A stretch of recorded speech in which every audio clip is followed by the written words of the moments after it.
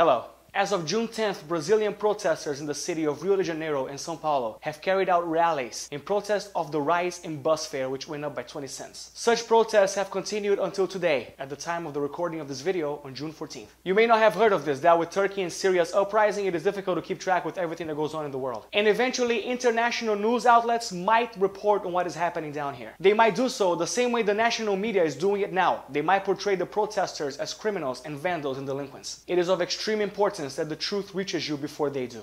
The recent uprising that is spurring in Brazil is not an act of unwarranted violence, and it is not gratuitous vandalism. It is the result of what happens when a society is forced to put up with the ludicrous, nonsensical laws that are created only to benefit the lawmakers themselves, and which result in a wealth and social gap so outrageous it would be cause for hilarity if it weren't true. Some of the policies proposed and approved by our representatives are as follows. And I assure you, as incredible as they may appear, I am not making them up. They are real and they are being exercised right now. Politicians have awarded themselves the privilege of receiving up to 3 extra months of salaries. So after resuming their year's pay in their December salary, they are paid thrice more, as if their year had 3 extra months. And their salary, by the way, is about 17,000 reais per month, while minimum wage stands at 600. Politicians have also awarded themselves privileges for paid expenses, such as air tickets, ranging from 10 to 22,000 reais. Government-provided housing expenses to the tune of 3 to 4,000 reais. Private phone expenses for up to 1,000 reais per month, as well as an amount between 60 and 82,000 reais of spending money, which they then can use in order to pay off whoever they claim is necessary for them to conduct their daily functions. Politicians sometimes take advantage of this by hiring friends and relatives for completely made-up positions, professions that don't exist, just so they can give them free money for nothing. And once again, while all these things are happening, minimum wage stands at around 600 reais. Politicians couldn't care less about their constituents down here. And this complete disregard for their constituents has resulted in some deplorable situations in health, in safety, in education. It's common to have hospitals that look like war zones, with patients lying about in the hallways instead of in a gurney. Or to have a patient who is in critical condition but is told by the hospital staff to which he goes that the hospital is full, and then being given the order to ride alone by bus, public transportation, to another one. Here, the country that brags about how well prepared and how advanced it is to host the World Cup has such deplorable and horrible and sad education conditions that people have just given up on it. Keeping in mind that a politician here earns 17,000 reais, can you imagine how much the salary of a teacher would be?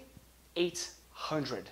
Imagine a person who went to college to exert a profession as important as teaching a generation of children to lead the country in the future, having to only allow herself 200 reais, or rather 200 bucks from your country per week to feed her family. That's how it is down here. And yet the Brazilian capital turns a cold shoulder to all this. While these disgraceful facts still persist and occur, they are building right now, or have concluded building by the time you watch this video, the Mané Garrincha, the most expensive soccer stadium to ever host a World Cup game, at the tune of 1.2 billion reais. 1.2 billion, while people starve in slums and die in hospital corridors. Also, in the subject of preparing for the important events of the World Cup and the Olympics, poor people that live around the areas that are being prepared to host the soccer games of the World Cup and the games of the Olympics have been evicted from their homes in a near Gestapo-esque fashion. The police have marked the front doors of their homes, preparing them to be run over by a bulldozer the next day. And any resident that tries to stand his ground and stay home is being met with crowd dispersion evasion techniques, including gunfire, with total disregard for women and children. And even now, as we speak, a bill is being discussed that will render the Supremo Tribunal Federal, the government body that is responsible for keeping politicians in check, completely useless. If this law is accepted, then politicians will run free and be able to do whatever they wish to without anyone to check on them. This is absolutely unacceptable. It has gone on for too long and people are sick of it. Only this time something substantial can be done, and that is where you come in.